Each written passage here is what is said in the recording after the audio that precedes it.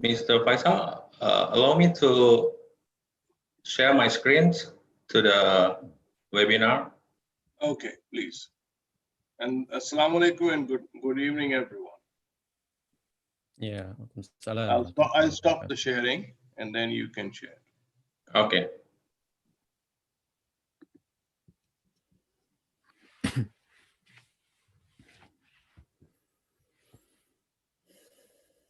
Okay.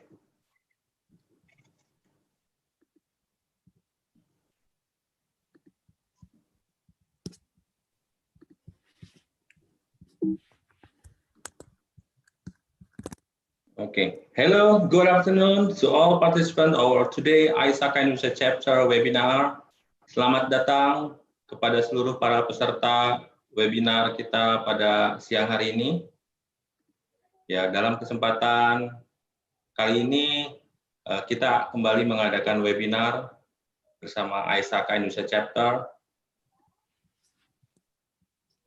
Saya Henry, saya akan menjadi host pada kesempatan siang ini.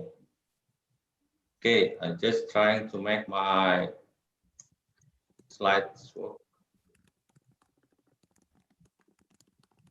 Okay, selama 1,5 jam ke depan kita akan mengadakan webinar bersama-sama. Saya Henry sebagai moderator yang akan menemani Anda dari siang sampai sore nanti. Main session kita akan dideliver oleh Bapak Kawaja Faisal Javed. Kita akan mengenalnya dengan Pak Faisal saja. So akan ada Q&A session after the webinar. Anda bisa mengajukan pertanyaan melalui Q&A window di Zoom screen Bapak-bapak dan Ibu sekalian. Okay, today we will be having a webinar with Mr. Faisal as our main speaker. So it is my pleasure to introduce Mr. Faisal. He is a Senior Manager of Operations and Certification at HG Pakistan Limited, and also a Vice President of ISACA Lahore Chapter.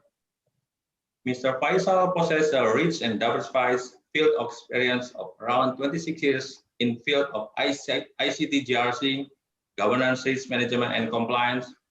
Also in IT, IS, MS auditing, BCP and DRP implementations, risk management and compliance, cloud computing security and compliance audits, IT service management as well, system analysis and design, BPR, project management, data center operations, ICT infrastructure and networking, IT budgeting, and IT policy deployment. Before we enter in the main sessions, allow me to bring these useful information about the upcoming ISACA ID Grads 2020. Bapak-bapak dan ibu-ibu, saya ingin memberikan juga informasi penting buat bapak-bapak, ibu-ibu sekalian tentang event kita yang akan kita lakukan di akhir bulan ini, ISACA ID Grads 2020. Terbuka buat bapak-bapak dan ibu-ibu. ISACA ID Grads 2020 ini is the second national conference held by ISACA Indonesia. It is designed to provide IT GRC and cybersecurity executives and experts with comprehensive insights regarding various issues and challenges that organizations face in the era of digital and innovation. The theme of this event is maintaining physical distancing, governing digital mainstreaming, which will comprise of topics including how to define and build threat intelligence capability, digital and the pandemic, managing the uncertainty, raising the bar in securing our asset from cybersecurity threats. Also, we will cover Indonesia's new personal data protection law and the impact to the business, governing the digital ecosystem, getting back on course in developing digital Indonesia. The event will be held on 24th to 26th November 2020. This is a 3-day webinar sessions supported with various speakers from various industries and organizations, including regulators, professional associations, universities, and other relevant institutions. We are aiming for 400 attendees of ITGRC and cybersecurity experts, and executives will also attend the event. If you guys have questions, you can contact us anytime. We have direct phone and also email to rifco@isaca.org.id. Now we look for opening remarks from the President of ISACA Indonesia, Pak Rahmat. So Pak Rahmat, the floor is yours. Thank you. Okay, thank you so much, Pak Henry.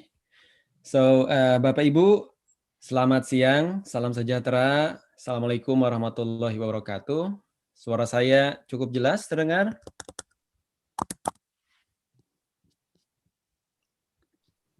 Oke, baik. Cukup ya. Ya, terima kasih.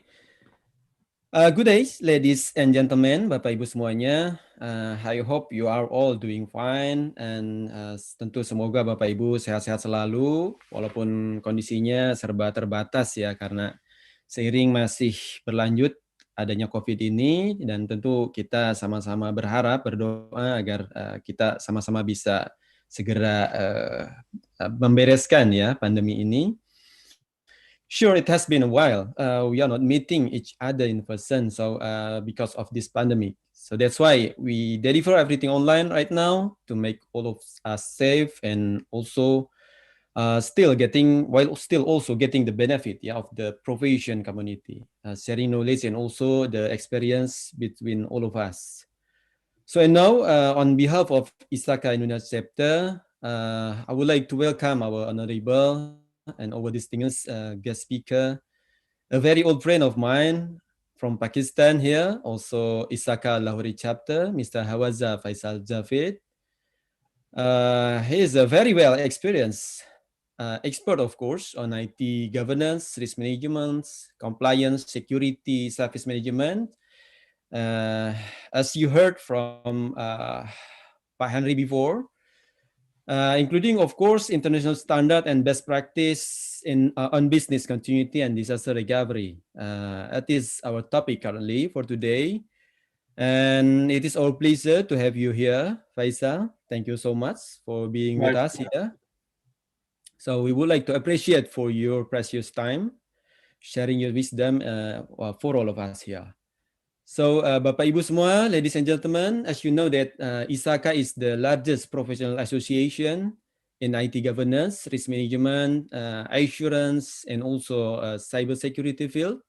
So currently we have 150,000 members distributed in 224 chapters, if I am not mistaken, around the world. So we have many professionals, we have many best practice and certifications such as CISA for audits, and also the system for information security, CGIT for the governance, series for the risk management, the COVID also, the very well-known best practice around the world, and also CSX for cybersecurity audit also, and last but not least, we also have CDPSE for the data protection, of course. It is a very popular topic right now. And as a reminder that just like Pak Henry mentioned before, we, Indonesia chapter here, we will have our biggest annual conference, which is called as GREC Summit on this 24 until 26 of November 2020, from Tuesday until Thursday, of course. So there will be a lot of interesting sharing from the expert and also the regulators there. So we would like to welcome you there with some topics like digital transformation, cybersecurity, data privacy, so on and so forth, as Pak Henry mentioned before. So please don't forget to join us, Bapak Ibu semuanya. Ditunggu ya, bisa hadir nanti di tanggal 24 sampai 26 November, Selasa sampai Kamis, seperti itu. Dan itu it's only half day per day ya, jadi Bapak Ibu actually still have time to do other things. So I hope that we can see all of you there. and I think that's it for now. I hope that I'm not taking your time too long for this welcoming speech. Thank you again, Faisal, for being here with us, and I give the screen back to the moderator. Silakan Pak Henry, monggo. Terima kasih banyak. Assalamualaikum warahmatullahi wabarakatuh. Selamat siang Bapak Ibu semuanya.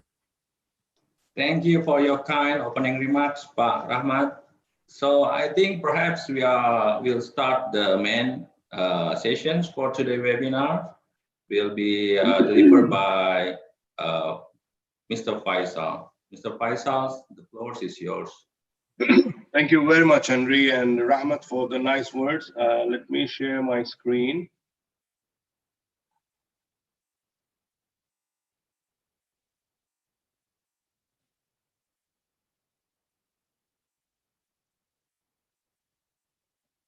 I hope you all can see it. Yes, Henry? we can see. Yes, we are okay. Okay. So hello, everyone, and thanks for joining us today. I'm very indebted to be here and thankful to ISACA Indonesia chapter. I've been with ISACA since 2007, rather 2006, but I did the first CISA back in 2004. So you can imagine that how much long is the association been in the international, ISACA International Working Committees also. But currently I'm working as Vice President in the Lahore chapter. Thanks Rahmat and Henry and the whole team for inviting me to this session and giving me this opportunity to speak to my friends in Indonesia. Rather, we are a family. ISACA is a family worldwide, we call it. Anyway, today I'm going to speak on the impact of COVID-19 on the global business and industry and how much organizations were prepared and how they responded and how they could have responded in order to navigate through this challenge. And that would have been possible through the use of standardization and robust business continuity process. But first and most importantly, I hope all of you and your families are safe and healthy. It's fair to say that this is an unprecedented moment in our lives. This pandemic is like a science fiction movie you might have seen on the screen, on this horizon in your lifetime, but it's real, it's happening, and it confronted to all of us suddenly. All of you must be taking care of your employees, and most of them will be working from home. And I know how difficult it is to work from home. Your wives, your families are moving around, your pets are barking out, your dogs, your parrots. So you hear the music in the background all the time and you enjoy it. Some of you are enjoying it, some of you might be feeling a little bit lethargic, or we also face in our organization, some of the people are very, very active, working from home, but some are very lazy. But this is the mix. In this difficult time, I think it's the most critical impact on certain industries like travel, hospitality, automotive, retail, and these are the most impacted industries. Rather, I know many, even the hotel, the restaurants industry. And during the lockdowns, even in Pakistan, we have more than 4 months or 5 months complete lockdown, and all the restaurants, the marriage halls were closed. And so this business, is a huge business, and there are more than 36 different shops, small industries associated with these, but all of them were closed. The catering, the tent suppliers, and all these. But in reality, no industry is immune from the impact of this pandemic. And it's so globally spread out that nobody is safe from it, unfortunately. And but this as we believe in as a Muslim, that every threat, every risk brings some opportunities also. So this crisis has turbocharged the speed of digitalization, or within the industry, within the businesses, and even the small companies. I know they are jumping into the digital era. They are going into automation. The first thing is, you can see this conference calling and all these conferences. I have attended plenty of them as a speaker throughout the world.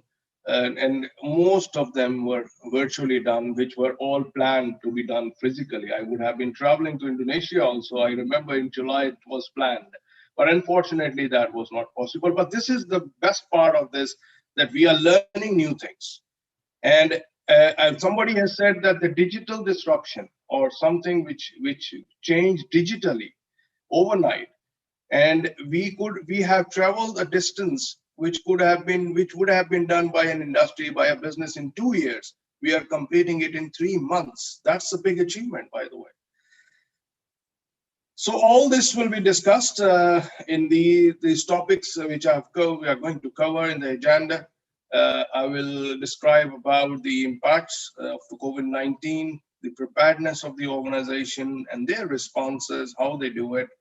And then something about the resilience, organizational resilience, how you can get resilience within your organization, and what are the standards.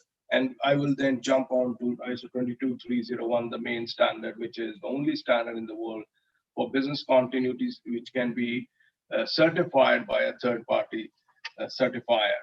I will discuss the structure and the core concepts, and then we'll come to the 22301 certification process, and then we will have the Q&A. As Rahmat and my friend Henry has already briefed you about my background, I'm working as General Manager Operations SGS Pakistan, and also I'm the ex-president of ISACA Lahore chapter and now the vice president. Overall 27 years of experience, and I'm a lead auditor against different ISO standards from information security, business continuity, IT service management, IT governance, cloud security, privacy, and also the certified business continuity professional from DRI USA. Some other certifications, you can see it on the screen. I've conducted more than 2,000 third-party audits in more than 50 countries around the world, and provided 6,000 hours of trainings against different standards, different certifications, and both are accredited training from IRCA, from PECB, from DRI, from BCI. So all these organizations which accredited training, I'm the authorized trainer for them. Just a little bit about SGS. SGS is a world leader in third parties testing, inspection, and certification. We have 96,000 employees and 2,700 offices, and we operate in 150 plus countries with 11 industrial domains we serve. It's a 140 years of leadership and innovation, what you call journey. We started in Geneva in 1878, and we are now here and serving different types of industries you can see on the screen. As a certifying body, we certify against different international standards or ISO management system standards. And you can see you are very familiar with 9001. You have heard about 14,001. Similarly, some other standards, including information security, ISO 27001, the business continuity, ISO 22301, and you can say ISO 20000, that is IT service management, the cloud security, ISO 27017. So you name it, and we have the Alhamdulillah, all the certification which we can offer to any type of industry right now. We will start with a poll. I will send a question to you, or you will see the question on the screen. Please select the options. This is a multiple choice. You can select more than one options in this question. So now you can see on your screen the poll. I'll give you some time. The question is, what impacted your business the most during COVID-19? Select all options that is possible for you, whatever impacts you have. Let's see how many responses we get.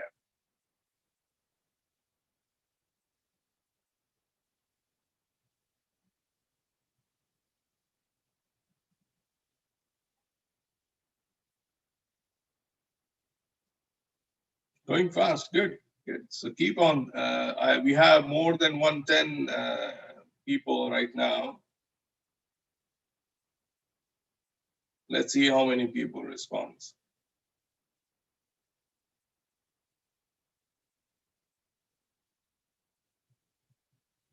Whether it's an additional cost of business, it's a decrease in production, increase in customer complaints, disruption in your supply chain, suppliers were unable to deliver, loss of key customers, damage to your corporate image, reputation, low morale, or any others which are not specified. You know, the multifaceted impacts. Good. We are reaching very near.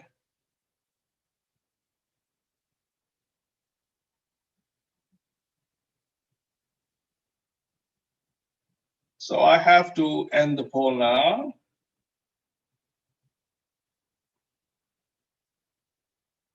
And I'm going to share with you the results.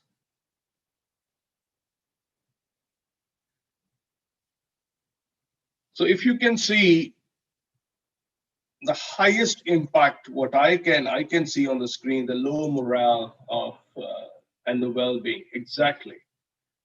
And then the second level is additional cost to business. Yes, you have to put up a lot of things in place which you never thought of. Like you have to go for VPNs to all the employees, and that cost there. You have to increase your bandwidth for the people to come in. You have to buy laptops or PDAs or iPads or whatever to get them to work from home, get them new connections for the internet that is also paid by the company. At the same time, you're saving cost also, because the office cost is being saved, the air conditioning and all the other things have been saved, the transportation cost is saved, but all in all, additional cost is also there. Employee morale is down because when you are working, you're not meeting your colleagues face to face, you're not going to office, there is a routine which you are following, but you cannot follow right now. So that definitely helps you out. Plus, very important, if any of your employee get infected with the COVID, it's another issue which you need to tackle. Good. So moving ahead,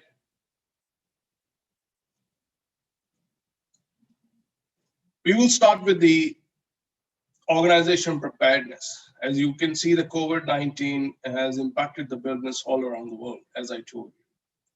And some are greatly infected, some felt the impact at the middle of the pandemic, and some are now facing impact because they were able to run initially, but they are now facing different challenges. And by far all means, COVID-19 has been rated as a black swan and a very unpredictable, highly unpredictable event which had a widespread consequences around the world. And you can have an example of World War II, or I could say the 9/11, or these are some of the black swan events which we have faced in the history. But having some event which is far-reaching, worldwide, similar impacts are coming up is only from the COVID-19. So this is something new the world is facing all around. And these are the 10 main impacts which I have chosen to discuss with you very clearly, very swiftly. The production halted, as some of you have mentioned already in the poll. Then your supply chain disruption, your suppliers were not able to provide you the supplies. And definitely if he's the supplier who is providing you with the what you call raw material, you are dependent. So since you have not worked on the alternates, so now you are facing the crunch. Then this pandemic has done something very strange to this world. How people took the advantage of this catastrophic situation. They launched cyber attacks. You know, everyone is online, everyone is working from home, connectivity is live, internet is live.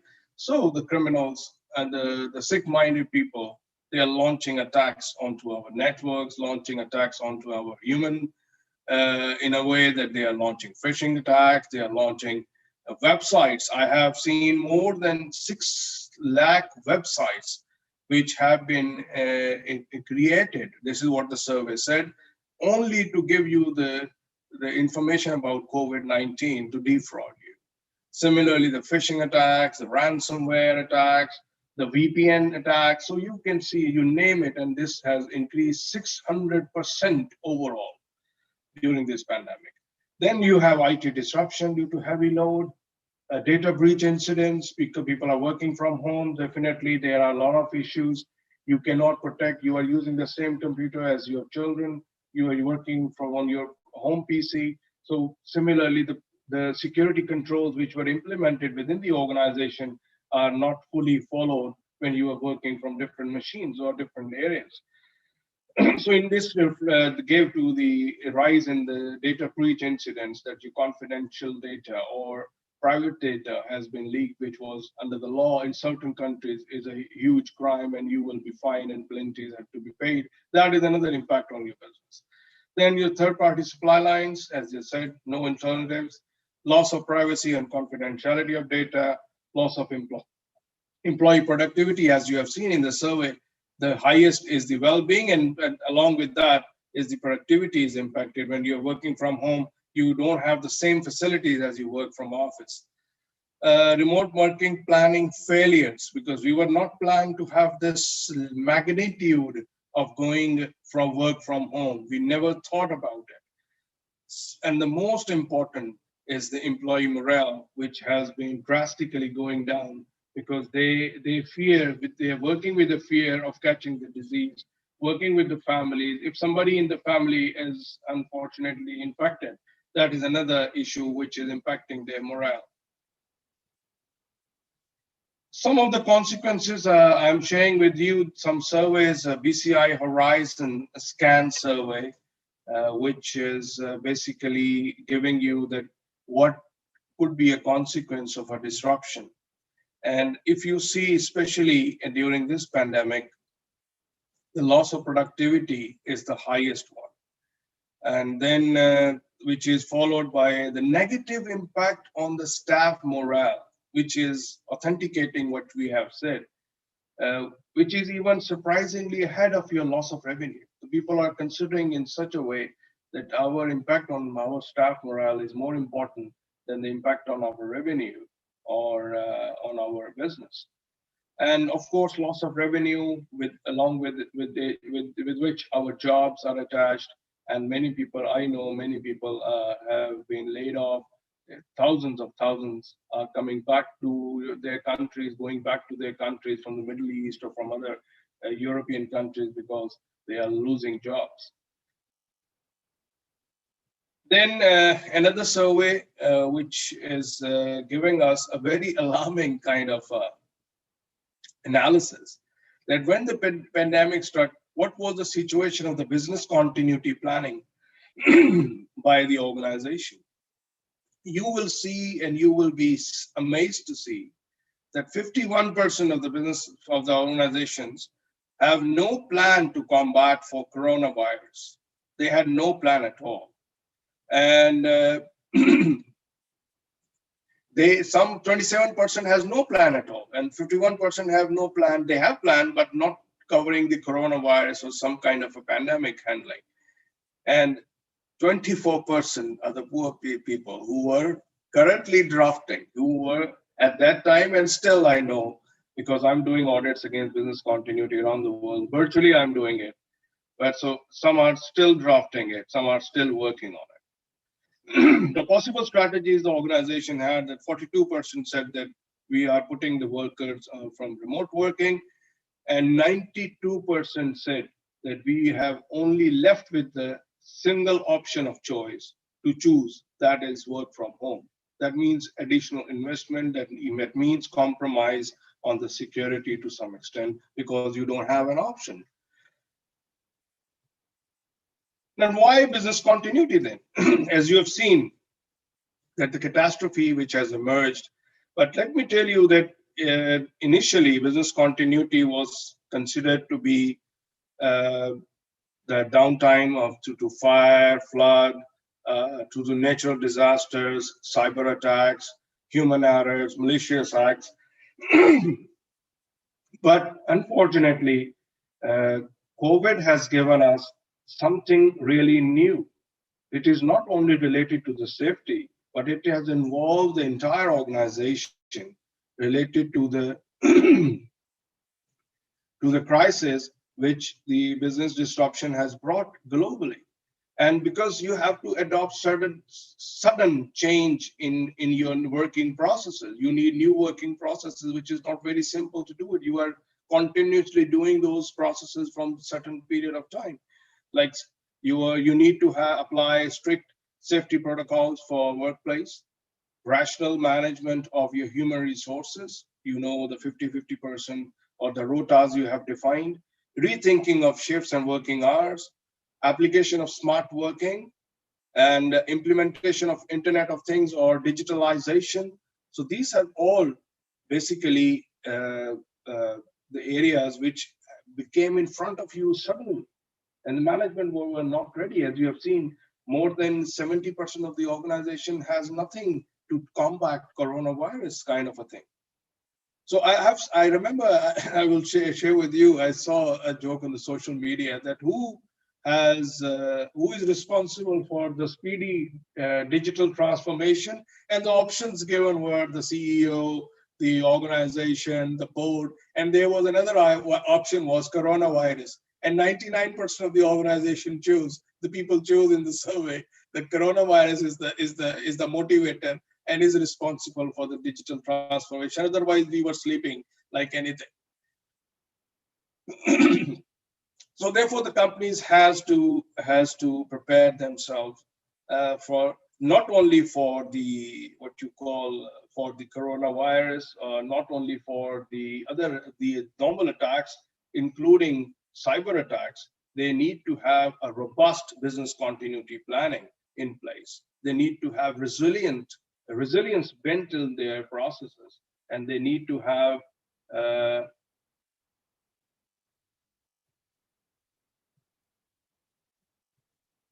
they need to have protection against cyber attacks. As I told you, 600% increase in the cyber attacks in the last 7-8 months, which is unbelievably very high figure. And people are being defrauded. Somebody was sharing with me that they have been receiving calls as if someone is calling from their company's help desk, the IT help desk, and saying that please give me the access to your system so that we can make certain changes into your configuration, which is the company requirement.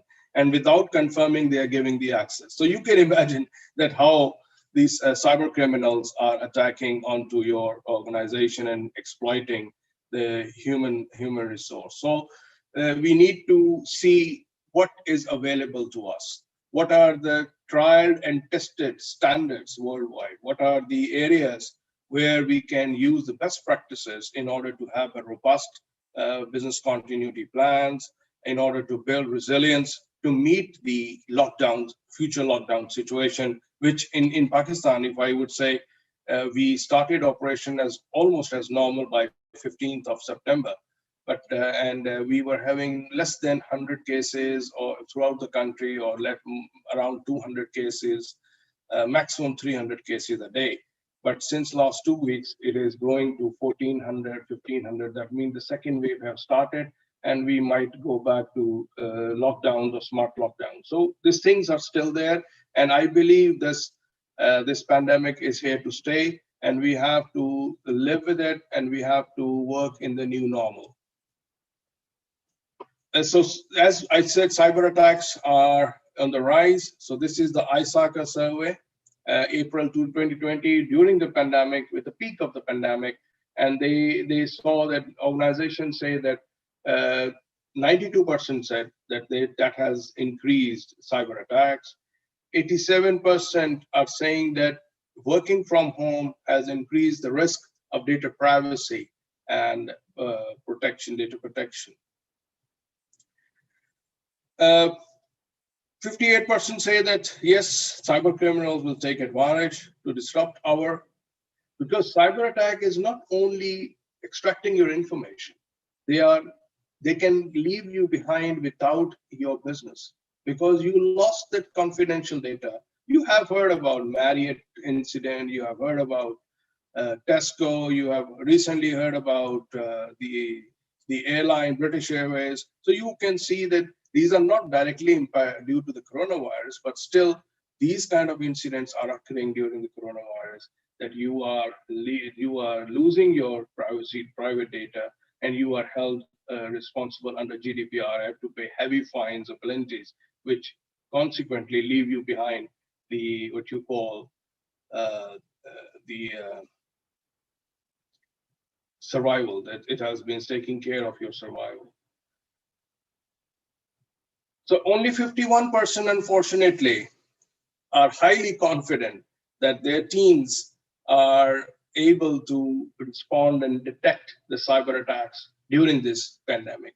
Although I consider it a good figure still, because I doubt, because that is not possible. But anyway, the survey has given, so we trust it, that 51% said they are feeling confident that they can detect. So, but still 49% cannot.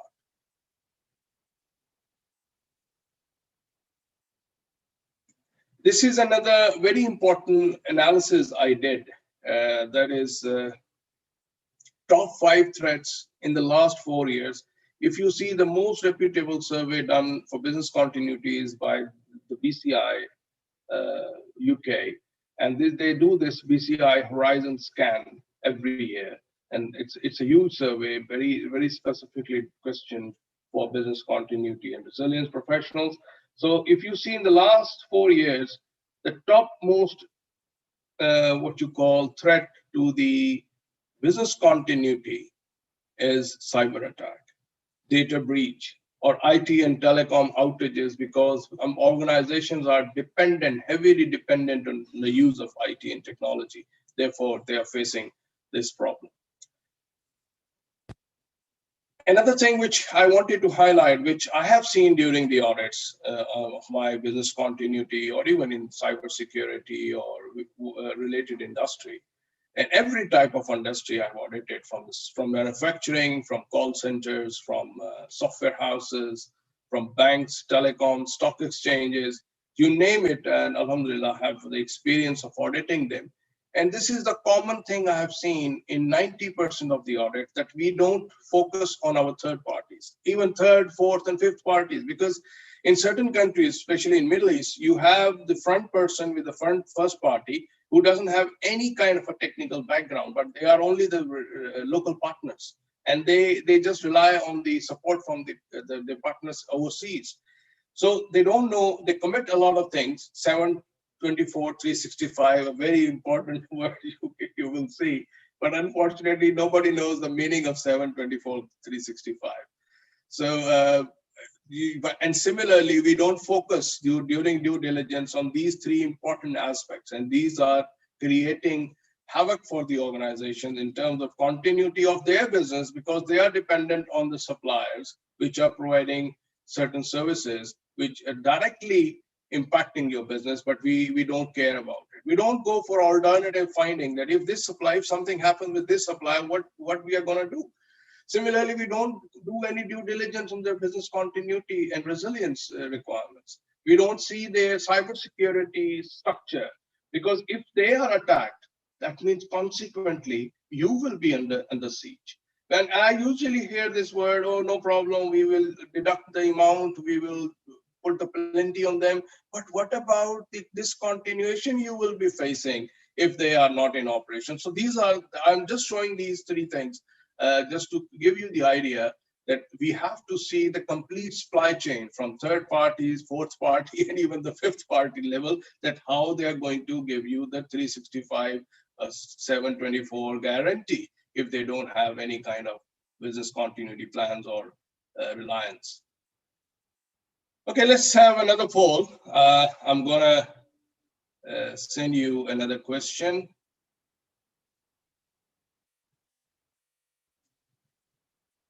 Here you are.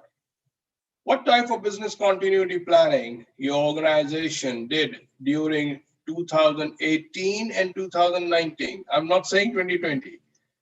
You can choose multiple choices.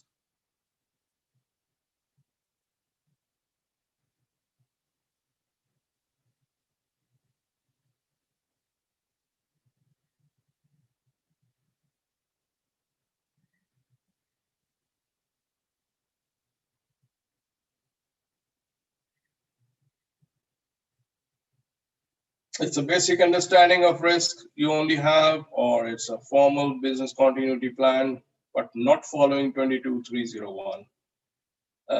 You have a document business continuity management system. You have there are thoughts, no formal planning at all. So there would be many other choices, but we selected some just to get an idea.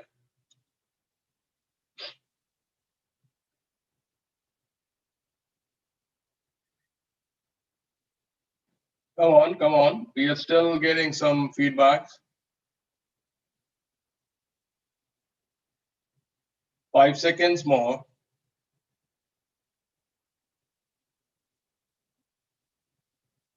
Good, that's a good percentage. So I'm gonna stop it now.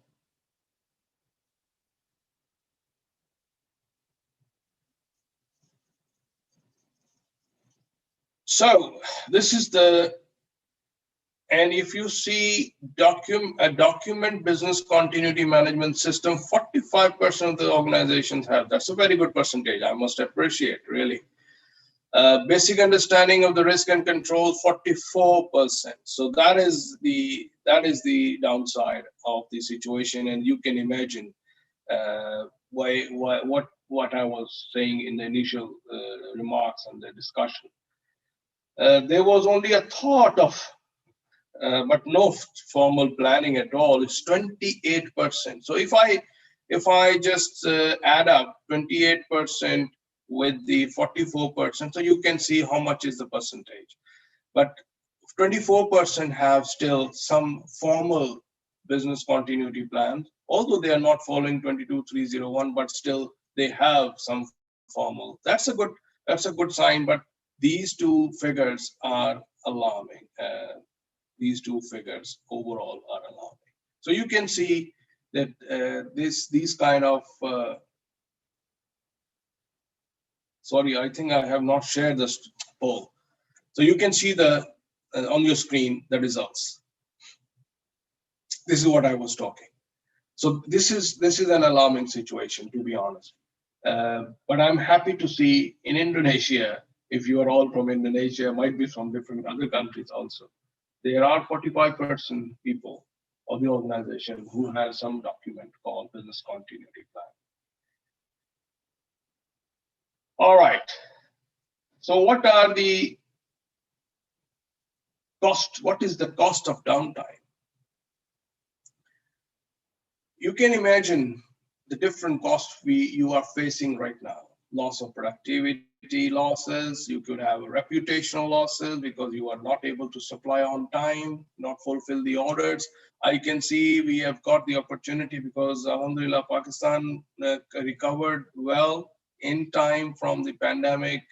It is through some good actions taken, smart lockdown policy or something, that we started getting orders, export orders, which have been shifted from other countries to Pakistan because of the industry is fully in operation.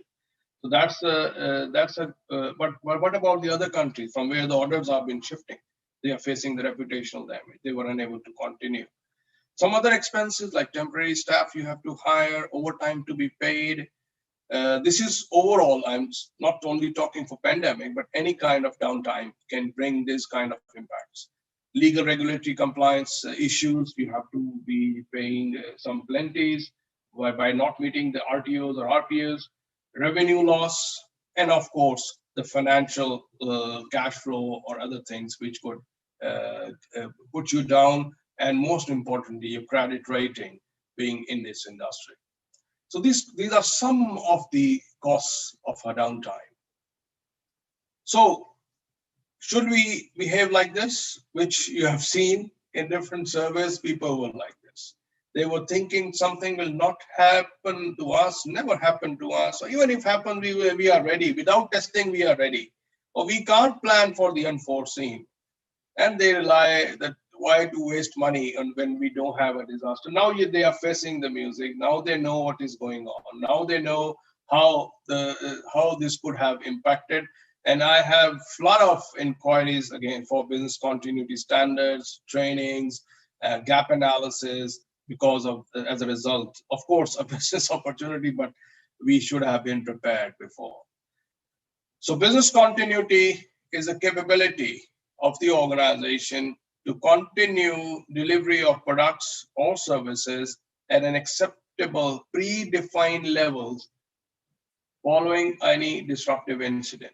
That you have the capability to continue your most critical processes based on your analysis, based on your business impact analysis. You arrive to to certain processes, certain products, certain activities which are mandatory to be run, and some are not that much important to be run. They can be stopped. Some products can be stopped. Some delivery times can be extended.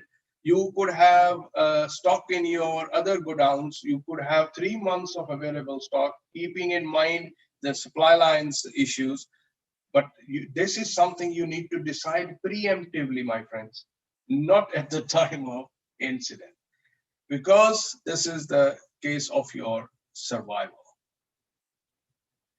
So business continuity management is covering the holistic approach. And by the way, it emerged after the 9/11.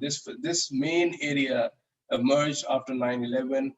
And I have been in this business continuity, teaching this and doing audits since 2003, I would say. We got the first, the standard 22301 were earlier called BS 25999. It's a British standard. And I did the first certification of an organization back in 2009. So what it covers everything. It covers risk management, IT disaster recovery, facilities management, your quality, health and safety, knowledge management. Very important that you need to retain your knowledge. As you might have seen in this situation, that some of the people who are leaving, or some of the people who are forced to leave, but they carry a lot of weight. They carry a lot of knowledge, which you never acquired within your organization processes. You have not documented it properly. You have not characterized it properly, and you don't have made any inventory of your knowledge, and now you are facing problems. It covers emergency management, information security, of course, and crisis communication in the PR. They're very interesting 2 videos if you search on the Google. The press conferences of the British Petroleum CEO when there was an oil spill in the sea, and there was a hue and cry against British Petroleum and what he said. And there is another CEO from Bhopal nuclear, what you call power plants disaster, from a company, I'm just forgetting the name. So that you will compare that, speaking to the media, coming to the media, if something has happened, accepting it graciously, telling the truth, what it has an impact on your business, and having an arrogant attitude in front of the media. Just 2 minutes or 3 minutes of your speaking, the way you gesture, can destroy your business. Trust me, can destroy your business. And that's why PR and crisis communication is very important.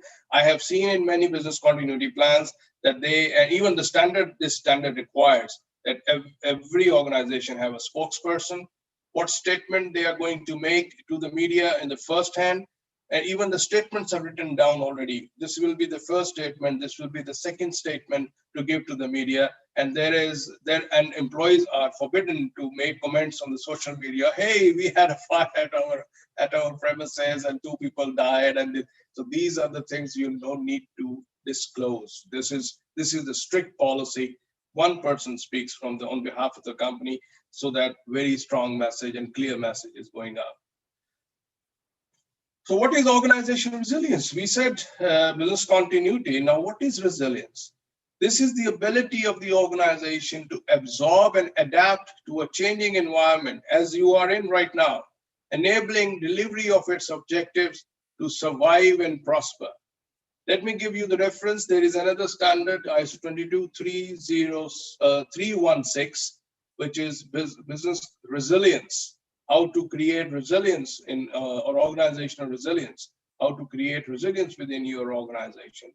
The processes must be built in having resilience. For example, if one person is down, that is the succession planning only. But you need to have your processes. If one person is not giving you the approval, not possible for him to give you the approval for certain very important aspect as per your process, it should be defined that who will be the next one. It's very simple, but trust me, it is a missing link. I have seen in many organizations during the audit, it's a missing link. Decisions are pending, which are critical for the, even for their business, for the safety of their employees, but they are pending because the signing authority is not available, and the processes has not given them the, what you call, the flexibility to go with someone else. So this is something to build in it right from the start, from the design till the delivery. Then resilient organizations, they are very flexible, they are proactive. They know the crisis is in front of us. They don't behave like an ostrich, as you have seen it. And high reliability organization, the term used is HRO, high reliability organizations, and they are unique in the world. They are taken as benchmarks because they foster resilience throughout their processes and organizations. Now, how to achieve all this? We say a lot of things. We talk about getting identifying the critical processes. We said, see how early you have to recover, see what could be the impact of some processes not operation, some activities not done, some what you call areas not covered, what will be the impact and how to do it. It's only possible when you apply best benchmarks in the world, that is standards and frameworks. And these standards and frameworks are the result of a lot of discussions, input from different countries. As you know, ISO is an NGO in Geneva, which more than 165 countries are the members. So you can see the brains from those countries, from different backgrounds, from different industries, from different countries, ethnic backgrounds. They gather together and give their best input into these standards. And these standards gives you the right choice to have trial and tested things implemented in your organization. And they provide consistent protocols. They create compatibility and interoperability for you. It simplifies the product development, and most importantly, it speeds up the time to market, that you can easily, when you are confident that we are following certain standards, so certain frameworks, so it helps you in speeding up your time to market. You become more structured over time, definitely, and you can standardize enough to make your life more easier. I'm getting questions, so please keep on sending your questions. And my friend Henry and the team members, thanks to them, will get them, put them in front, and we will discuss them at the end of the session, inshallah, and even after that also. So now coming to 22301, ISO 22301 is the standard, as I told you, which covers a lot of things which we are facing right now. And if you implement it in a true sense, you can cover a lot of damages which you might have been facing at this point of time. This is the latest version we are going to discuss today. And this standard is for every type of organization, no matter in what industry you are, no matter what size you are, no matter what type of business you are doing. It is a generic standard. You can follow its guidelines, you can follow its requirements, and put up a set of controls which can give your organization a benchmark. And then you can, the best part of the story is that you can be assessed against this standard to get certification by a third party from outside, like SGS, to give you the assurance, and your suppliers to assurance, and your all the interested parties have a big assurance that you are you are following certain standards. Even I have seen organizations, they got the insurance premiums cut down because they have a resilient business continuity planning. So it comes in two parts: the requirement standard, which which is based on the PDCA plan do check model, and it sets the requirements that what needs to be followed, what the organization has to follow, has to implement in order to get the certification. And in order to implement those requirements, they have the guidance document, that is 22313, which is recently released in this year. It's a guide, which is the new version. Normally, you know, ISO standards are revised after 5 to 7 years, keeping in view the changing environment. So these are the most latest versions of the standard, which you can adopt and implement. Now, what are the benefits? And before benefits, you can see that the BCI survey has said that 2016, the adoption of 22301 was 51%, which has jumped to 70% in 2020. And I believe in 2021 and over the next so many years, it will jump to something more than 100%. I am 100% sure, because the people are now getting used to these kind of things, and now they are aware what would happen to them. The benefits are the 85% has in organization have increased their organizational resilience. They 73% were enabled to have a consistent BCM monitoring. They have a business continuity management system monitoring very clearly what is going on all the time, not at the time of incident that we are doing for running for these things. And you know that your people are well prepared, your people are practicing. If something happens, they are testing different scenarios. So they are very well prepared. If there is a fire, what to do? If there is a pandemic, what to do? I know I'm auditing an organization in Sri Lanka.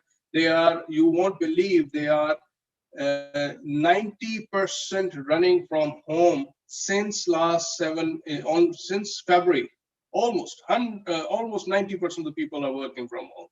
Only 10%, which is only the administrative facilities management team, but overall they are providing all services, and they are the global help desk for more than 100 countries. 53% enable faster recovery after disruption. Once you are prepared, you are practicing it, you are all set to recover as soon as possible after disruption. 27% help reduce the insurance costs. As I told you, that the insurance companies definitely look into your systems, that how strong is your system. And if it is a third-party certification against an international standard, definitely they will be giving you the benefit. Now, this is the structure of the standard. If most of you are familiar, please comment in the chat box. Just write the name of the standard you are familiar: ISO 9001, ISO 27001, ISO 14001. So if you see that all of those standards now have the same structure from clause 1 to clause 10, but actual clauses starts where the requirements are, starts from clause 4. So clause 4 is talking about the scope of the BCMS, what are the internal and external issues you are facing, the needs and expectations of the interested parties, and very importantly, the thing which you need to decide for this standard is the scope. The BCMS 22301 scope cannot be only the IT department. If you are a manufacturing organization, you are manufacturing food products, but you want the business continuity to be implemented and certified for your IT department, unfortunately, that's not possible, because in business continuity management system or any business continuity, we are talking about your key products and services, your critical activities covering your key products and services. So IT, of course, is not your key product and service. It's a utility, or it's a support service which is providing you by the delivery of your food products and manufacturing of your food products. So you cannot get this certification for IT department only. Similarly, but if you are an IT delivery services company, definitely your business is IT, definitely you can get the, but again, the focus must be your key products and services must be part of the scope. You can have one plant in the scope, you can have 2 plants in the scope, or you can have 10 plants in the scope. Similarly, I have audited banks. They have the main headquarters with the main operations, not only head office. You know, most of the organization head office in the bigger cities like Jakarta, and they have a manufacturing plant, let's say 90 kilometers away, or it's in the Bandung. So I've been in Indonesia a lot of times.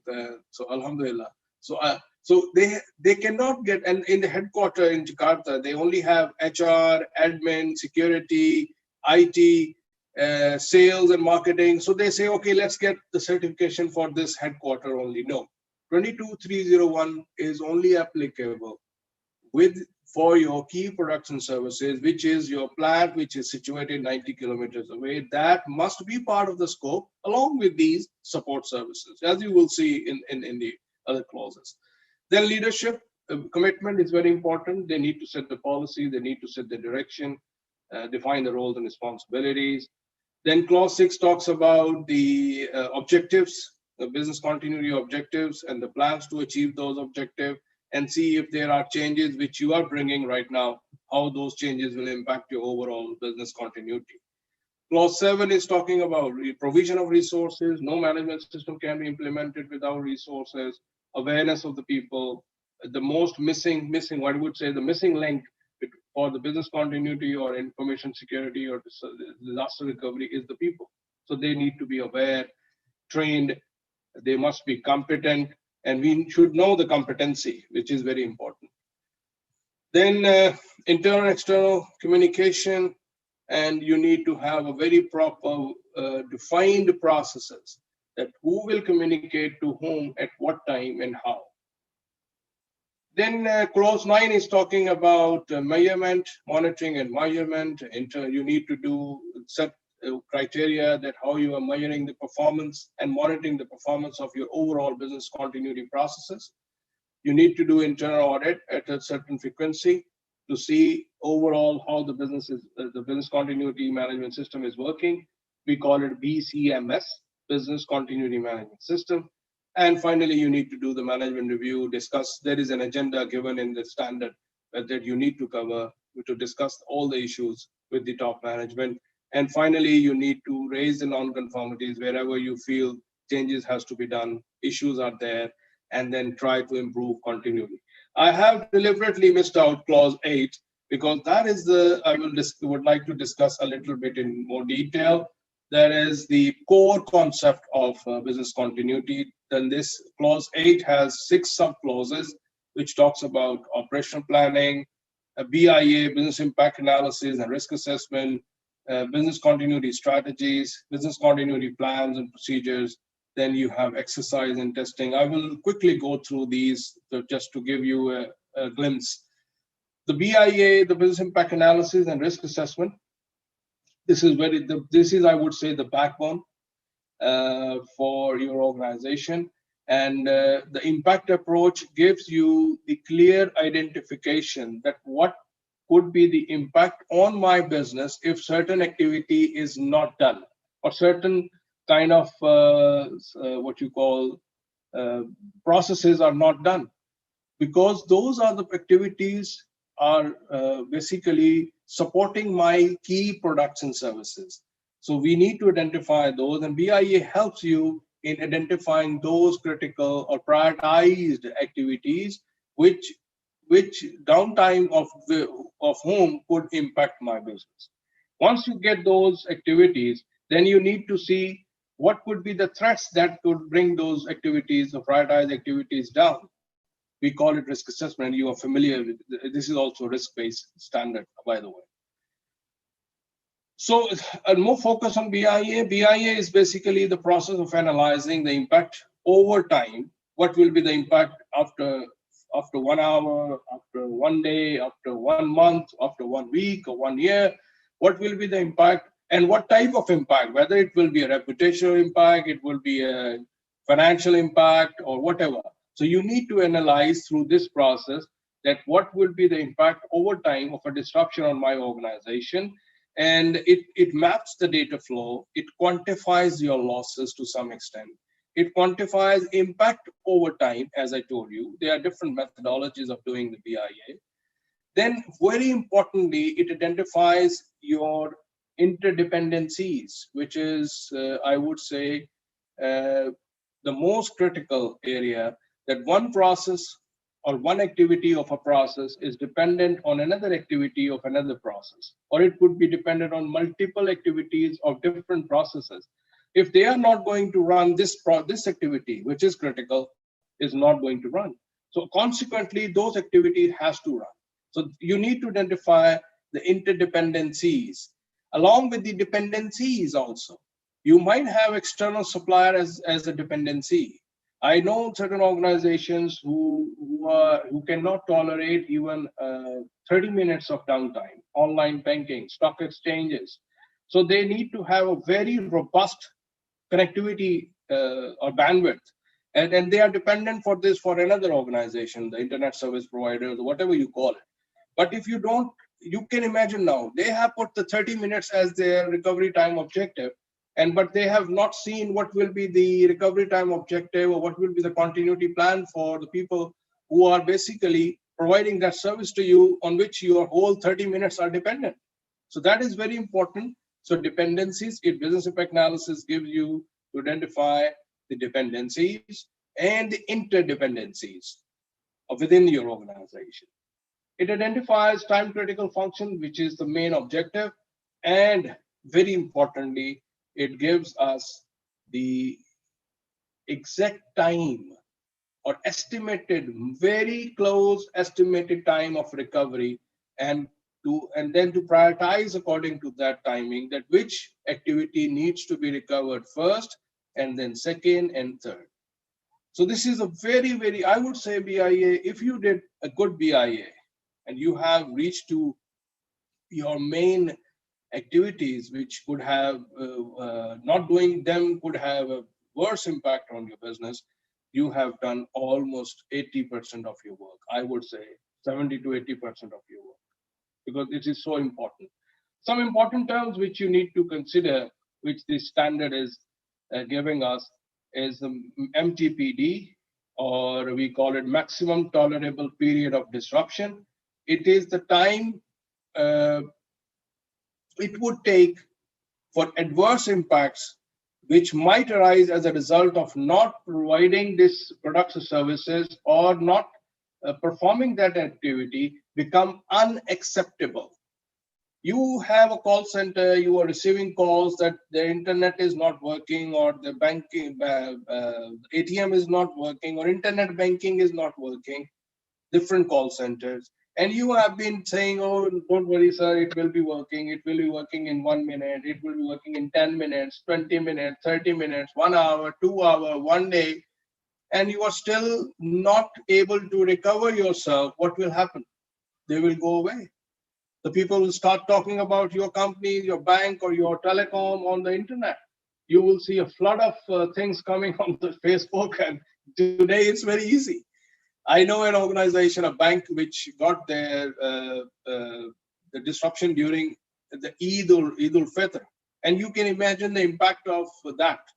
And the internet banking was not possible. Then the ATMs got down, and the reason which was identified later on was the patch was not updated on the banking application, and the supplier was shouting for the last 2 years to put the patch, and the IT team was reluctant to do it, with the fear that what if we put the patch and the system goes down. And then normally I ask the people, what if it actually happens? And it happened with them. And they face catastrophic impact because people flooded the things onto the internet. So this is the time after which your impact will be intolerable. It will start, you can play off with the team, with the people for some time, but not for all the time. Then once you know your maximum period of tolerable period of disruption, which the management says that it is maximum 24 hours. We need to be in operation within 24 hours. We need to be in operation within 4 hours. You could have MTPD activity-wise, you can have MTPD department-wise, you can have MTPD company-wide. Then once you know your maximum tolerable period of disruption for different activities, you need to set your recovery time objectives, RTO, the time after which the products and services must be resumed after an incident, or activity must be resumed, or resources must be recovered in order to run those activities. This is the time you need to set considering MTPD. So in short, RTO must be less than, always less than MTPD, so that you recover beforehand, before it reaches out of your hands. Prioritize activities are the result of this analysis. This is the main thing output we are getting. The activities with the lowest RTO or the lowest MTPD will be the most prioritized activities. Of course, you need to recover them in the shortest period of time. Then another very important term is MAC, that is minimum acceptable capacity. Although you will recover, you will resume after an incident, but you cannot resume at 100%. Yes, there are cases. If you have such a strategy that you are going active, one site is down, one is up, that is zero tolerance, like online banking, like telecom structures, stock exchanges, they have 3 or 4 different backup sites that if this is down, this will be up. So very low latency, or 5 minutes or 10 minutes of downtime maximum. So they can operate at 100%. But in many organizations, it's not possible. It has a cost to it. So you need to decide at what level you will be operating, at what capacity you will be operating once you are resuming out of those disruptions. So minimum acceptable capacity at which the process or products be operated after resumption is called maximum acceptable capacity. I give you an example that if you have a call center of 500 seats and you decide that if there is a disruption, this site is not accessible, or due to any other reason, the people are, due to this pandemic, of course, they are not able to come to the office, you have an alternate site, or you can ask them to work from home, but all the gadgets, all the things has to be provided. So let's take an idea that we have an alternate site, and that site has 100 seats. Overall 500 seats, but we have created an alternate site somewhere else with 100 seats. So you will put all the load because of 500 onto the 100. So that means 100 out of 500 is 20%, or whatever you call it, the 10% or whatever. This is your minimum acceptable capacity which you are going to operate. So this is our decision. Now, this is another thing which you need to consider.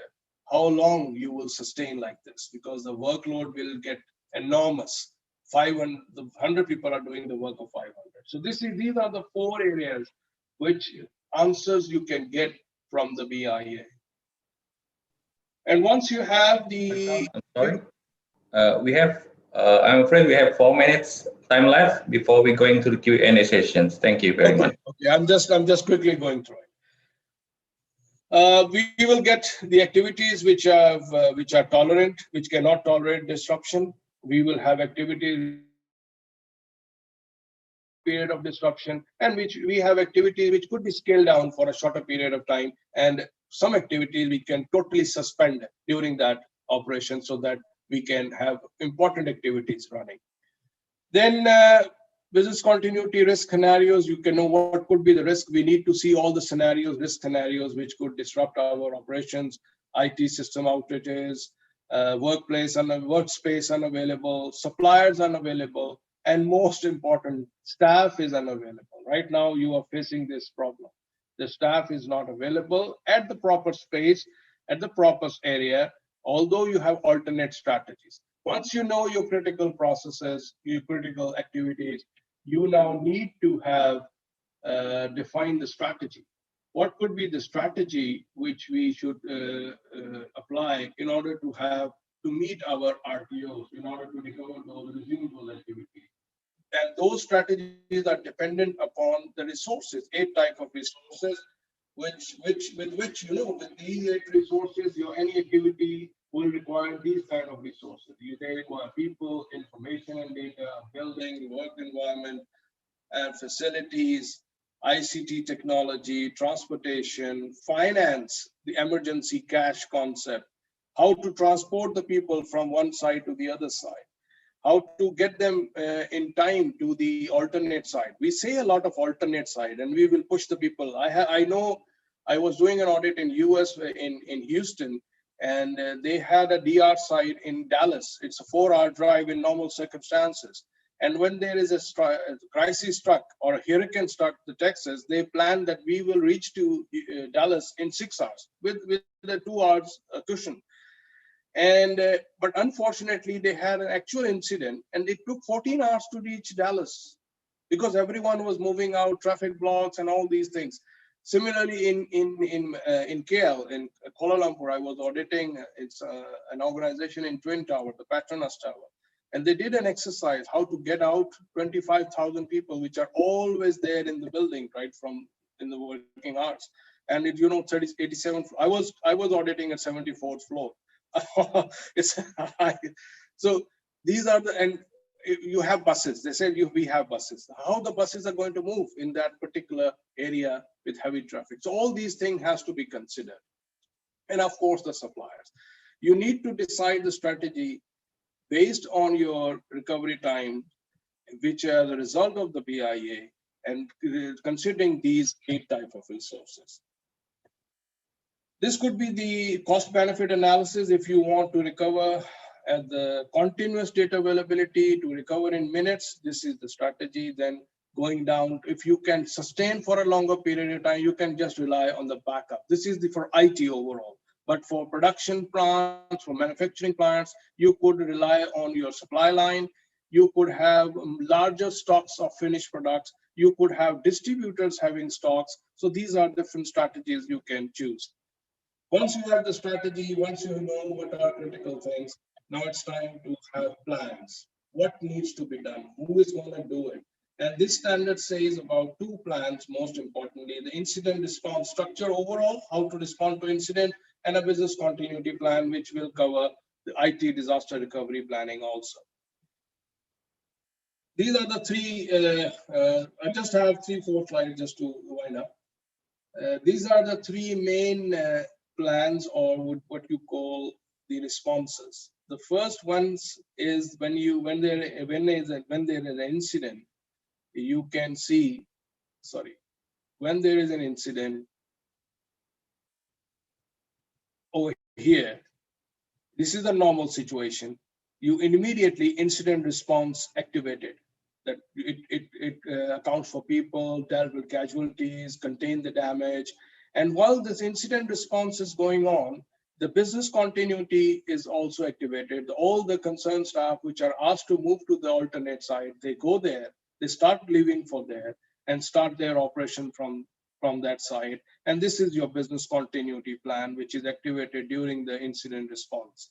But if you have a total disaster on the site, you cannot move back to the site. You need to think about new sites or new areas or new plans or locations to be working from, and to recover the cost of insurance, etc. And again, you will see that this business continuity is running. In between, we started thinking about the recovery or resumption to back to normal. The ultimate target is back to normal as soon as possible. So these are the 3 areas which you need to focus on, that how you will implement that.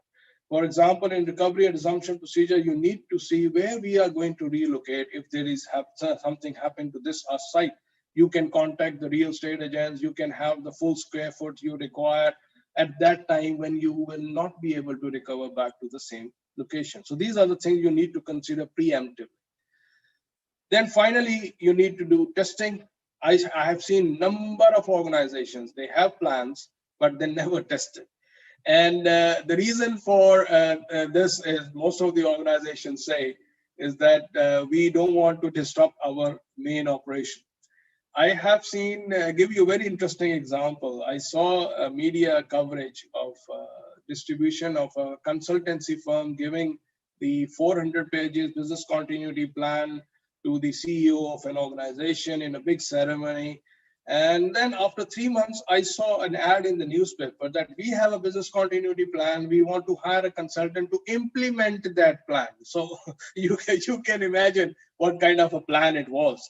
It was just a copy paste from other areas. So it is not a plan, unfortunately. So the plan is the plan, only is a plan when it is tested, exercised, and for completeness, for personal performance, who is going to do what, they need to practice it, and to fully train them.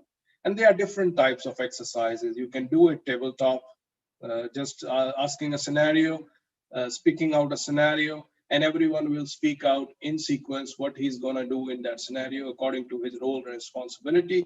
You can do some simulation, you can do partial test, some applications down, some systems down, some processes down, and see the impact, whether we can recover them or we can resume our operations. So you can have a full test. You can simply have a call tree that you just call on the people mobile numbers. I've seen it's a very interesting thing that most of the organization don't give the company provided mobiles, but those people are part of the business continuity team. They are not restricted to change their numbers. So they can change it anytime because this is my number. So this is something, small things which you need to consider. And this call tree is very important. You call the person and he says he's not responding, or his wife is responding because this SIM has been given to his wife at home. So this is not a contact. You need to be very careful in this. So these are all coming out of testing.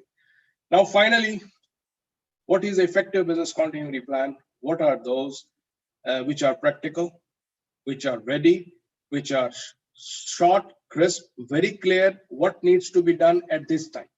Sometimes I have seen organizations, they have huge plans and it is not even available to the alternate side, to the people. And they say, we have an operational, follow the operational procedure number this and this and this. But they don't see the operational procedure because remember, at the time of crisis, not everyone will be having things in his head, or he might not be available and someone else has to take over and he needs to see what action exactly I have to take. He cannot find a manual of 400 pages and search for the chapters. So you need to extract a clear-cut instruction. That's why now it's not only called a plan, it's called procedures. You need to have business continuity procedures very clearly written down, what is to be done, how it is to be done, and who will be doing it. Very clear. It should be practical. It should be in a shorter documents, not huge documents, which very difficult to manage. It should follow the what you call best practices, hands-on practices. It should be fun and engaging for the people. They must be part of this process. They know how to do it. And this is only done through interactive workshops and gaming techniques you can deploy. And finally, you should follow the best practices in developing these plans, as I told you. So we have a final poll. I'm just going into the poll and launching it.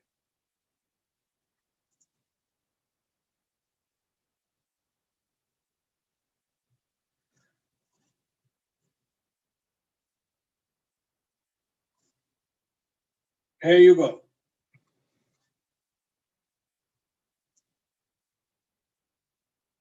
If your organization had a BCP, did you consider pandemic as a scenario?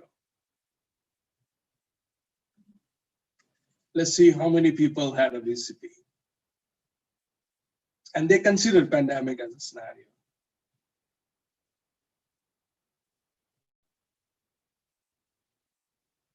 Sorry, Rahmat and Henry, I might be causing up the time, but yeah, it's okay.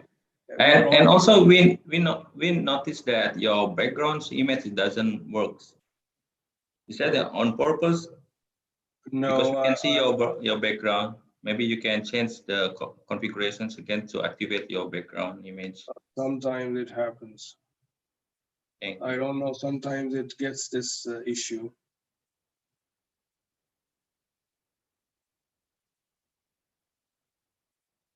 I don't know why it is not operating right now. This is technology issue. I'm sorry. Yeah, it's okay. Maybe just turn off and turn on again. It's fine. Should be fine. Anyway, so let me stop the poll.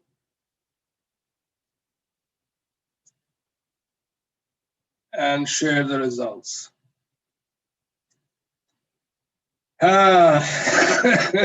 So we got 44% said, yes, we had, but never tested. So this is what we were saying, that most of the time, this is something which we face the grudge, what you call the main area or the main issue, that we never tested. And now you must be feeling the heat, or you would have been going through this catastrophic situation in a very difficult times, different way. So never consider as a scenario is also 40%. This is very, very alarming. Unfortunately, I remember 2004 SARS spread out, which was only in Southeast Asia area region, especially I know Korea, because a lot of leather exports from Pakistan is being done to Korea, now South Korea. And all the orders were canceled, and there was a big disaster, hue and cry in Pakistan, even 74% of the leather exports were going there. So that's why, and at that time, people started thinking about epidemic or pandemic. That was the first instinct. Then I've seen chikungunya.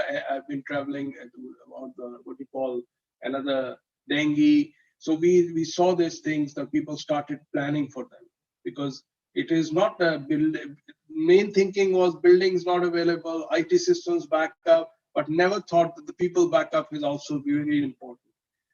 So finally, how to foster resilience in your organization, how to prioritize the things, how to what you call get this resilience. As I said, a lot of things from business continuity perspective, that you need to see the reliability, prioritization, that you need to see that things can go wrong. This is very important. Plan strategically, make a clear decision-making hierarchy, and plan your day-to-day activities if something goes wrong. Then complexity has to be recognized. Your organization is very complex.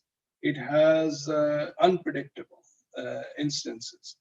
You need to consider all diverse opinions within your and incorporate into your plans, into your activities. You need strong leaders, definitely. Successful leaders, they try to involve the people within the decision-making process, because they are the people who are working into those activities. They know better how these can be performed alternatively.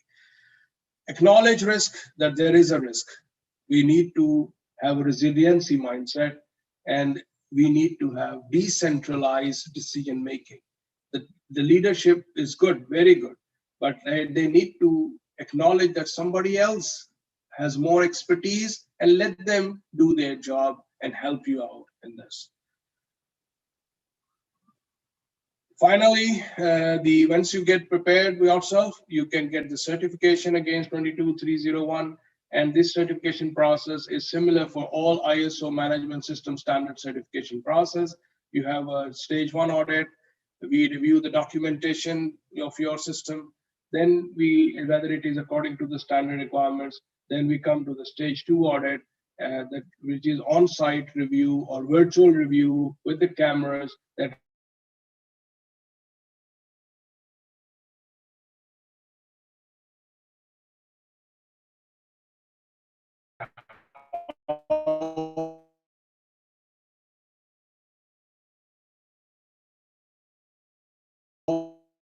that have been implemented, or the standard requirement has not been covered. So that is a major. We need to close it out before we issue the certificate. In case there is no major certificate is issued, which is valid for 3 years, and we do surveillance audits on annual basis during those 3 years. So this one cycle is of 3 years. After 3 years, this whole process is repeated as a renewal or recertification audit.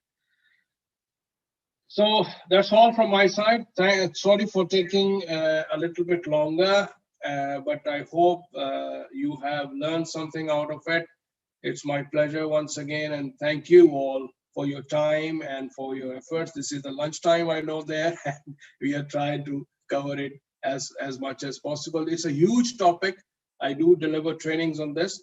And by the way, I will send Rahmat and Henry. We are doing 3 workshops in weekly workshop. One is on GDPR and privacy on 18th of November. Then on 25th of November, I'm doing a workshop on manufacturing cybersecurity in manufacturing organization. And on the 2nd of December, we are doing the cloud security and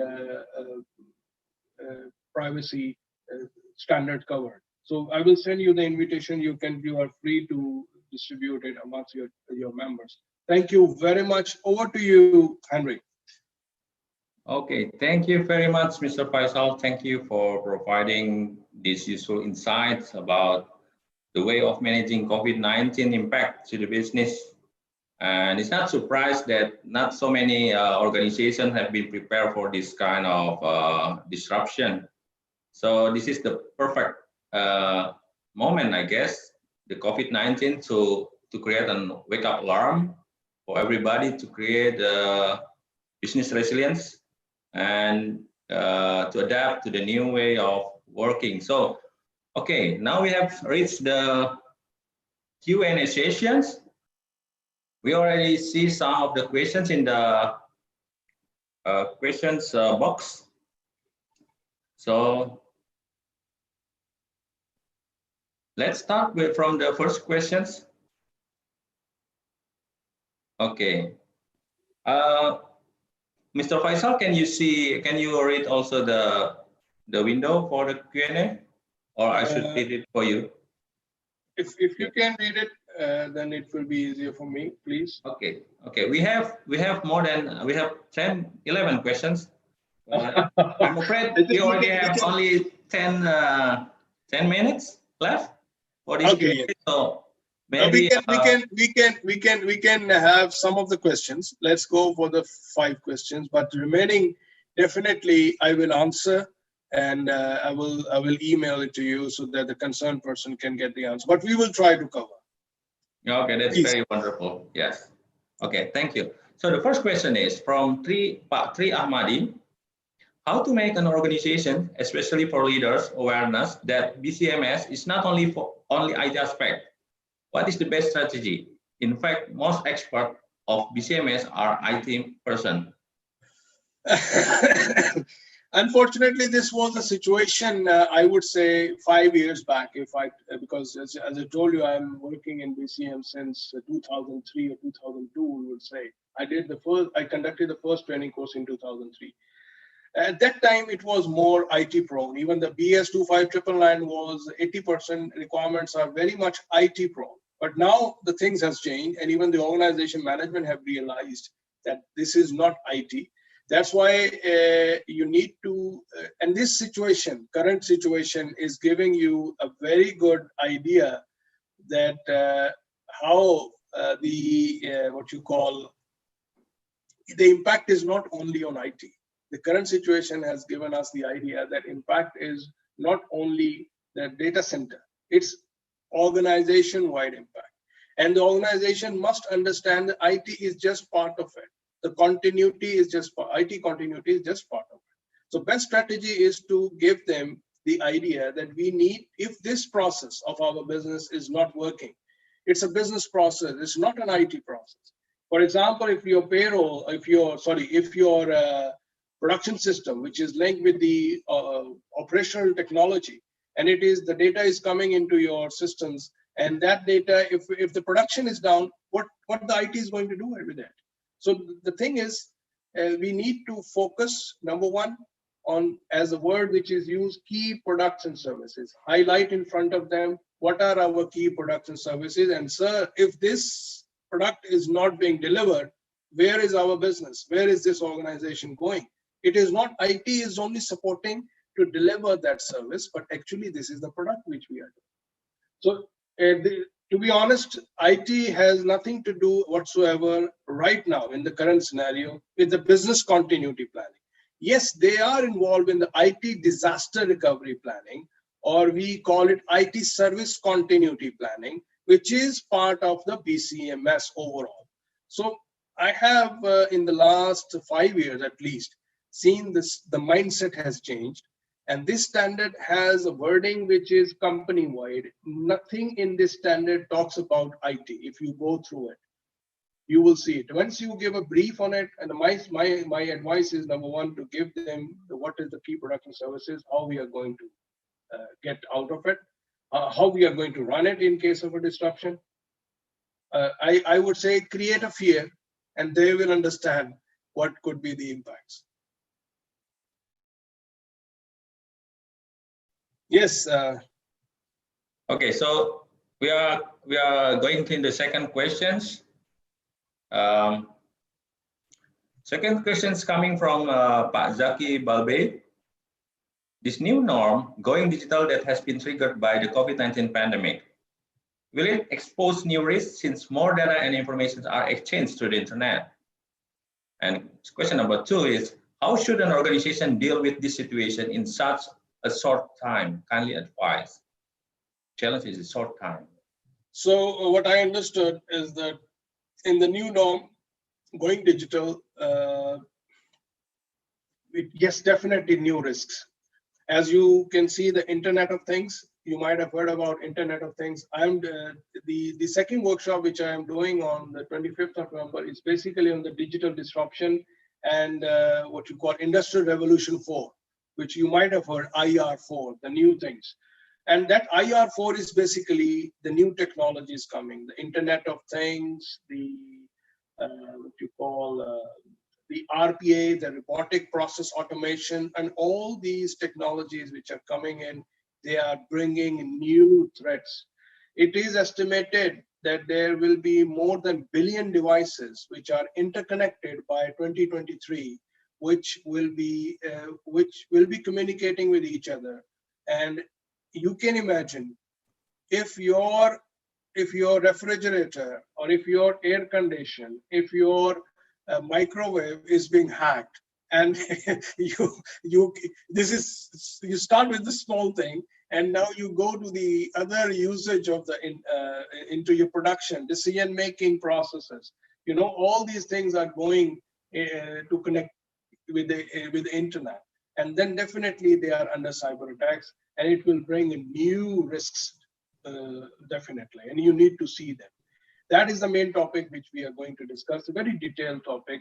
What are the cybersecurity risks as compared with regard to the technology which is coming in, which we are launching? And yes, definitely the thing is, you need to do a proper risk assessment. Don't jump into the automation. Don't jump into the Internet of Things. Since they are doing it, let's do it. Keep your systems intact. See what is better for you. And number one thing you must do, if we are going to adopt this technology, are we ready for it? Are we secure? Can we keep it secure? That is very, very critical for your organization. So definitely, there will be no risk. There will be new risks, and that is to be seen. The next question, Harun, I think. Hi, Harun. I hope it's you. Yeah, that's for Harun, of course. Okay. So we met somewhere on the globe, I remember, where we had spent a very good time. Thanks, Harun. Yes, there is a difference. You see, continuity planning, if you start thinking, will bring resiliency. And it could be the reverse, that you develop your systems, you develop your products, you develop your processes based on the resiliency factor which will built in, that you can have all these things very clearly built into your processes right from the beginning, right from the start, right from the designing until the end. So these will go side by side. But the first thing and the foremost thing is start thinking that if this is not going to happen, what is my other course of action? If this starts in your mind, automatically you will start developing on these lines. And ultimately, you need to follow certain international standards. That's why I gave a detail on 22301, that will bring the resiliency within your organization with the passage of time. Okay. Selamat datang. So I guess we only have 2 more left questions, because for the first 5 questions will be we'll have the official merchandise from the ISACA. So we are going to 2 more questions. So Okay. the 4th question is coming from Pak Ferry Ferdians. This is written in Indonesia, so allow me to translate it to English. Yeah, I hope I could have read it. That's why I leave it to you. Yeah. So I hope I don't misinterpret or mistranslate this. So for financial institutions, how many times the DRP procedure should be done in 1 year? How many? Sorry. How many times DRP, IT DRP should be done in a year? Maybe this is kind of like a drill procedure, something. Testing, might be testing or exercising for the ITDR. Exercising the DRP. Yeah, it depends. It depends. You know, again, the word used is DRP. Let me clarify here: the business continuity plan and the disaster recovery plan. Nowadays, it is very clear. Business continuity is overall. As you have seen the diagram I showed you, it covers a lot of things. It covers even the logistics, it covers the finances, emergency cash, it covers the people, it covers the knowledge, it covers the health and safety, quality, but it also covers the IT disaster recovery. You see? So now disaster recovery plan is more related to IT. So wherever you hear in this field, in the industrial language or the business language, BCP is overall and DRP is only specific to IT. This is something it should be very clear on. Now, it depends. If you are focusing only the ITDR, it depends how, at least once a year, but there is no specific requirement in the standard in 22301, but at least once a year. And when there is any change in your infrastructure, you need to test your plans, because you might have an RTO defined for 1 hour, and now when you are changing the technology, it's totally impossible for you to recover it in 1 hour. And then you have to go back to the business. Are you accepting that if we cross 1 hour, like 2 hours or 3 hours, or they will say, no, that's not possible. That means you have to go to change the strategy. You might have, right now you are having active passive, you might have to go to active, or you might have to go a mirror site. So these are the things you need to consider. Whenever there is a change, you need to review your plan. You need to exercise your plan. Or at least once a year, you can distribute your whole testing in parts. Something is done in January, something in February, something in March. So you can say the whole plan is tested in 3 months, in bits, in partial testing, but we cover it as a whole in 1 year. Okay, thank you. I can read the next question. Is Vinny? Yeah. I think it's similar to the first questions. Sometimes the initiative to have a BCM is from IT department, not from the business. How to convince? Just only one thing. Just tell them 2 words. What if? What if your business process is not operating? What if there is no backup of your data? What if you require certain things, we are unable to provide it from IT? So IT can initiate and can convince, because I know in many organizations still IT is considered to be the initiator, the owner, but not at all, because business processes are the key. They are the dictating people for the RTOs, recovery time objective. For example, a business process owner, if you ask him a question, what if your application is down and you are unable to run it from the IT department, what you will do? How you will continue? He will say, we cannot continue. We need this application to be running up and running all the time. Oh yes, we can do partially by manual, by what you call documents or manual operations. So you tell them, write it down, how you will be going to do it. Otherwise, if you are dependent on us and if system is down due to any other reason, so why you will be sitting over there? You can have your manual processes. In this way, they will understand that this is not only IT.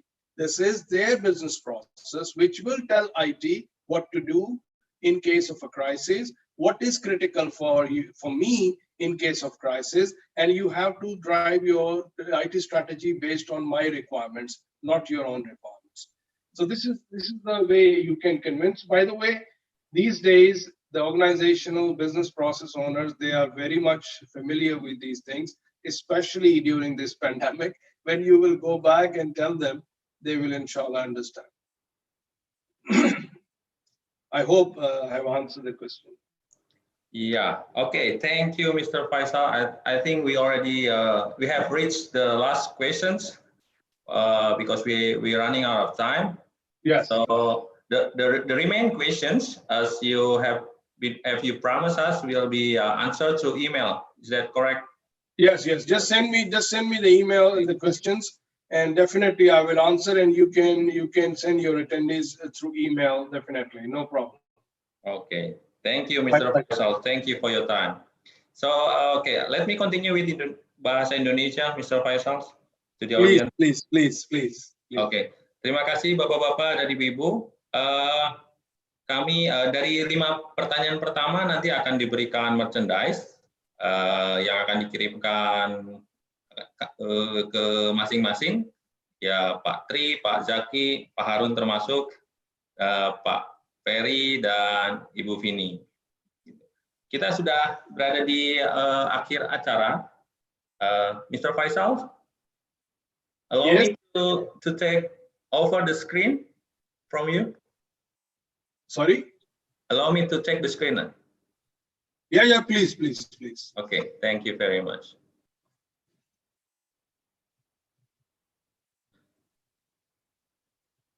You got it? Yeah. Okay. Start to activate my...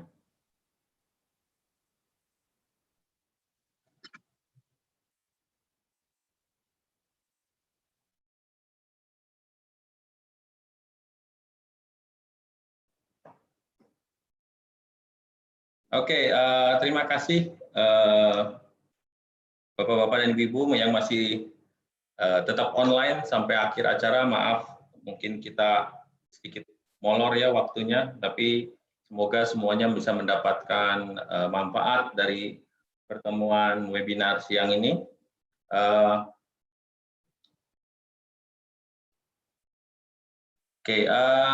Pada bagian akhir ini sekali lagi kami dari ISACA Indonesia ingin remind Bapak-Bapak dan Ibu-Ibu tentang event kita yang akan kita laksanakan akhir bulan ini, ISACA ID Grads 2020.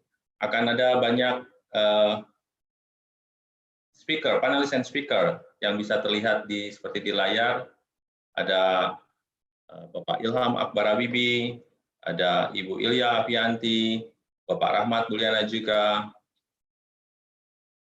dan beberapa panelis dan expert yang bisa Bapak-Bapak bisa lihat. Jika ada pertanyaan tentang pendaftaran, Bapak bisa kontak langsung ke nomor telepon yang tertera, juga ke email, ke Ibu Rifko @isaka.org.id, atau kepada siapapun yang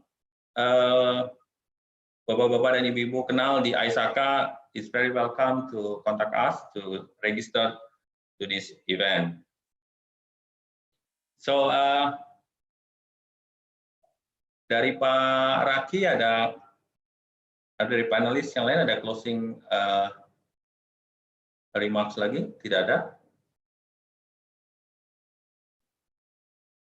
Tidak ada ya? Okay, so we are reaching to the end of this session, Mr. Faisal. And I would like to thank, on behalf of ISACA Indonesia, to thank Mr. Faisal for the time and knowledge you have shared with us. Thank you very much. My pleasure. And also to all the audience and all the participants, I hope you enjoy all these webinar sessions. And until we meet again on the next ISACA Indonesia chapter webinar. See you and goodbye. Thank you very much. Thank you very much. Thank you very much, all of you. Thanks for calling. Thanks for giving the opportunity. Bye. Thank you. Bye.